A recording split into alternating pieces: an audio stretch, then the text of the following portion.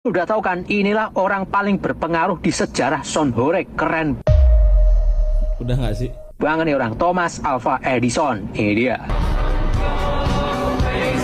Ya, oke guys, sebagaimana yang telah kita ketahui ya di berbagai video, orang ini merupakan orang yang paling keren di sejarah Songhorek. Bisa kita lihat ya, pada saat beliau ini mengatur Songhorek begitu sangat profesional. Bahkan banyak orang menirunya karena saking ngefans sama beliau. Dan baru-baru ini diketahui bahwasanya beliau ini bernama Thomas Alva Edison. Tapi nama Edison di sini itu belakangnya ada D-nya, Sound. Yang dimana Iya, sound. beliau ini dikenal sebagai salah satu penemu Songhorek yang saat ini sangat mendunia dan menginspirasi banyak makhluk. Kemampuan Thomas Alva Edison ini dalam mengatur Songhorek jangan pernah diragukan lagi guys, karena sudah pasti sangat-sangat ahli. Dan bisa saja beliau ini sudah pasti menguasai berbagai rumus fisika terkait bagaimana getaran suara itu bisa meluluh lantahkan materi padat seperti genteng dan tembok sekalipun. Karena memang tidak bisa dipungkiri ya, selain Songhorek ini merupakan hiburan bagi orang-orang yang sangat keren, ternyata getaran dari suara Songhorek itu bisa mampu mendeteksi apakah rumah itu tahan gempa atau tidak.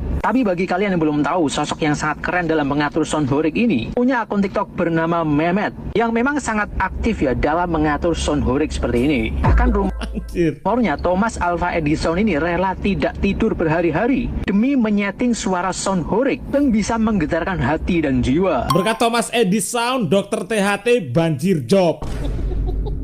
Iya juga, Cok. Aduh, Dok. Ada apa, Ibu? Kuping saya nih kok dipegang sakit. Keluar kayak kuning-kuning minyak makan itu apa? Oh, bocor ringnya itu.